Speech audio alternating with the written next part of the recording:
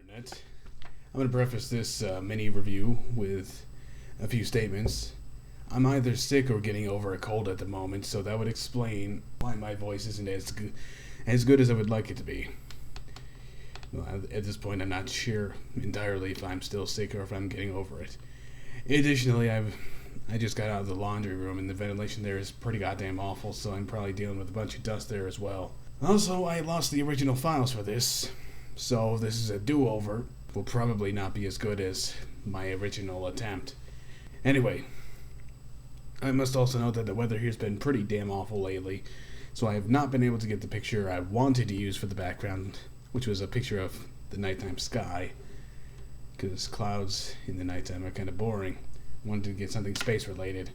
Anyway, let's get on with it. Unreal 2: The Awakening. This will probably just be straight to the point, because I don't remember what I said the first take of this. So, anyway, let's start with the good of Unreal 2: The Awakening. Graphics. For 2003, this game looks phenomenal. I mean, sure, some of the animations are terrible. I'll get to that when I get to the bad. But in general, the only thing I can really say was not good about the graphics, considering the age of the game, was the fact that I had to enable anti-aliasing through forcing it through the NVIDIA console. Why it wasn't an option in the game and why it looked so horribly pixelated and jaggy at 720p without enabling it, I don't know.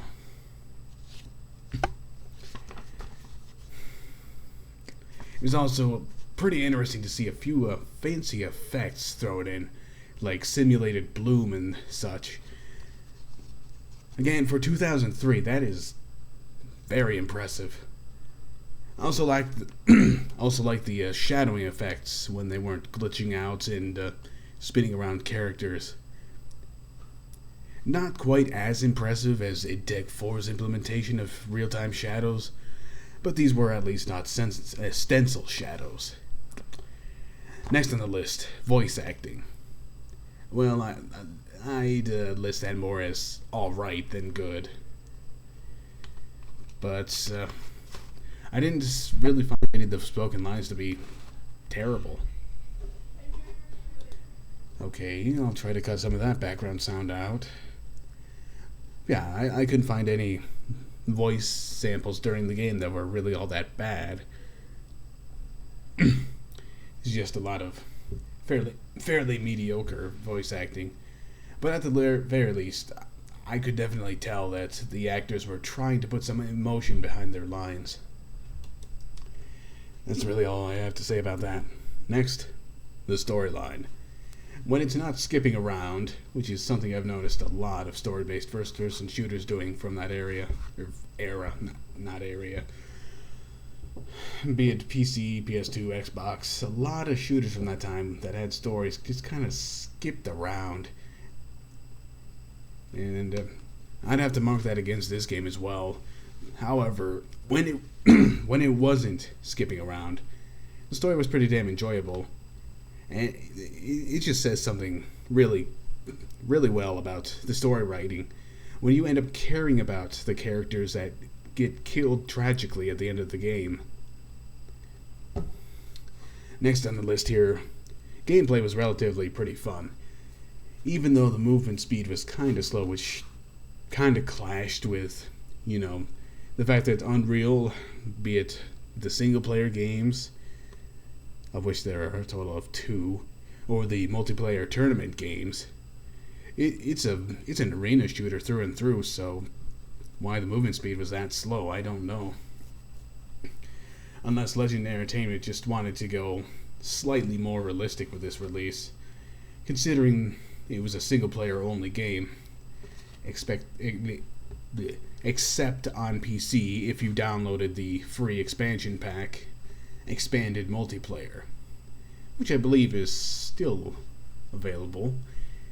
I can't say anything about player counts because I didn't bother testing that out before uninstalling the game.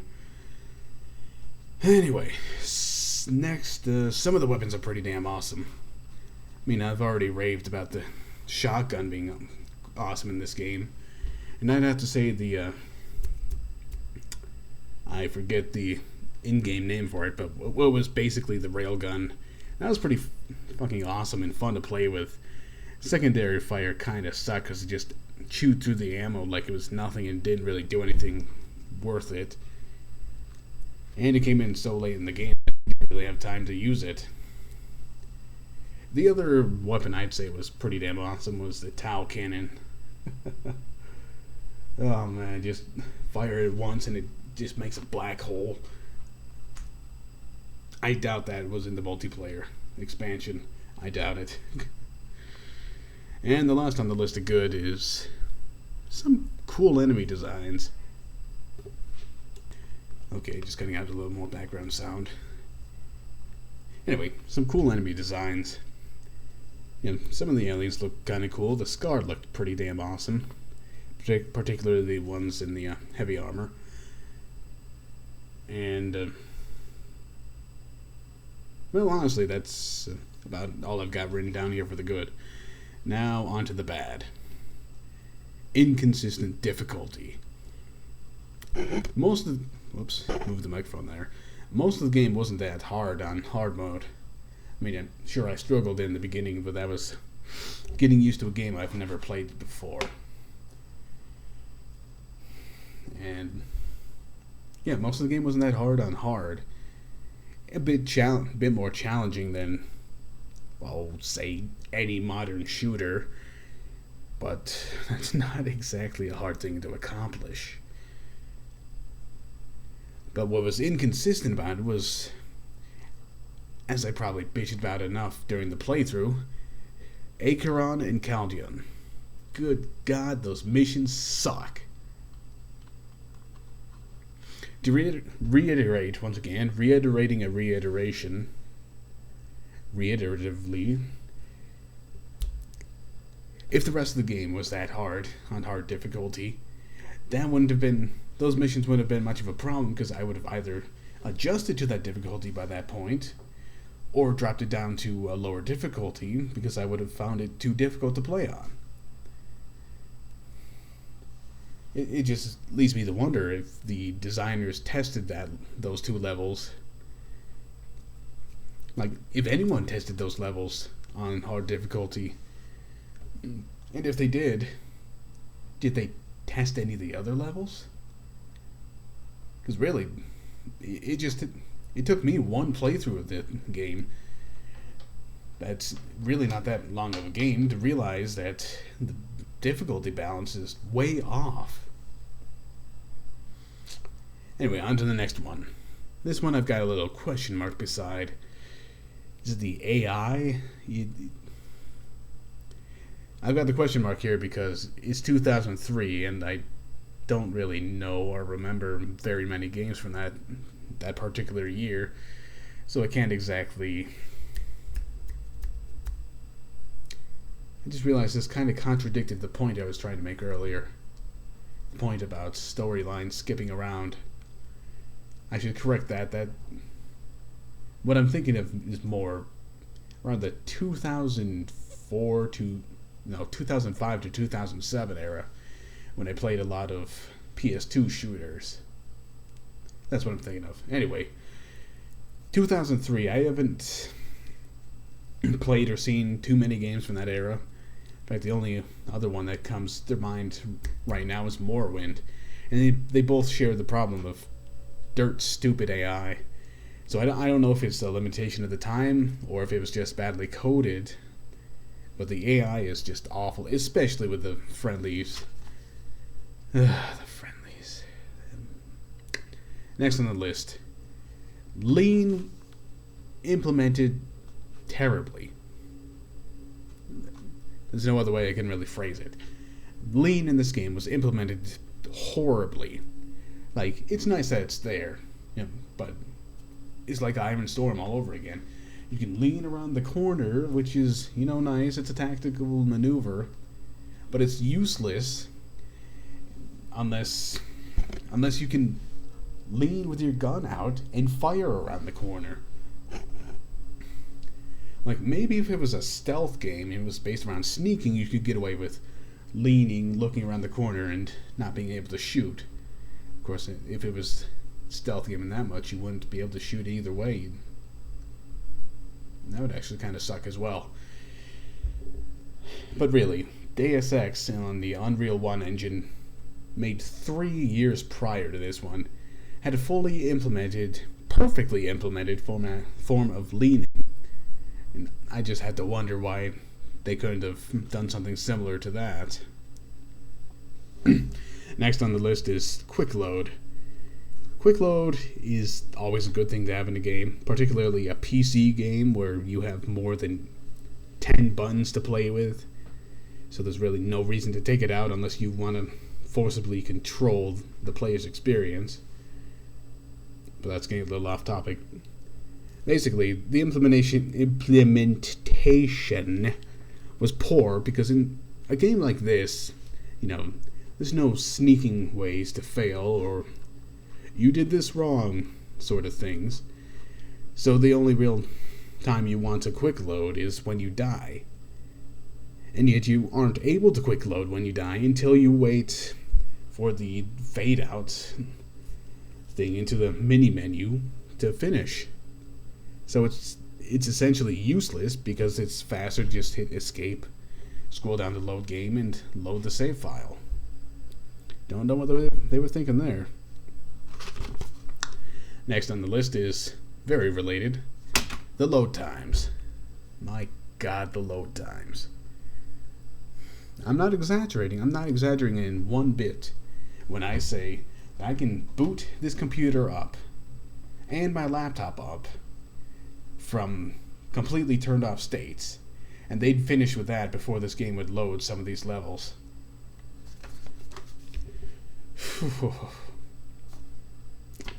The TV Tropes article I looked at on it mentioned one of the tropes for the game being obvious beta.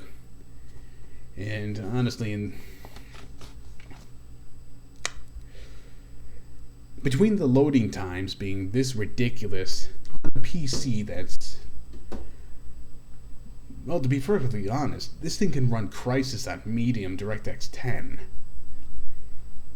And if a machine like this is having that much trouble loading a level in a game 5 years old, there's something wrong with that game. I can only imagine it being worse for the Xbox port. And finally, my God, this has actually run longer than the first go through. Oh well, doesn't matter. Finally, on the list of bads, some of the cutscene animations were just, I don't know what the right term for it would be. I don't want to say choppy, like I did in the first draft of this review, but I don't know. They're just kind of the stereotypical animation style of a lot of older games where it seems like the animations just run way too fast with too few frames of animation for what they're trying to convey. The one that comes to my mind first, and it's one of the worst offenders, is when, oh God, what's his name? John, I think. Marshall John, something or other, falls to his knees after seeing Ida and Isaac and Naban in the ship explode. It really ruined the atmosphere because the animation was so bad and rushed. It's like, that's not a dramatic animation at all. That's just quickly dropping your arm to your side, quickly falling to your knees, and sitting there. But overall, if I had to assign a numerical score to this, like Metacritic would if this were a reviewing site, I'd have to say probably a solid 7.5. It's not good enough to reach, the really high scores, But fortunately, its flaws are not particularly great enough to drop it down into this game is a pile of shit territory. Overall, it's $10 on GOG.com. I'd say buy it if you want to play yourself. Of course, it is a linear story-based shooter, so watching the playthrough that this review is connected to may have been sufficient. In which case, I don't know. I guess I hope the playthrough was enjoyable enough. But again, if you want to play the multiplayer version of it, there is that free expansion pack, Expanded Multiplayer. Well, that'll do it. See you in the next playthrough, whenever I figure out what it will be.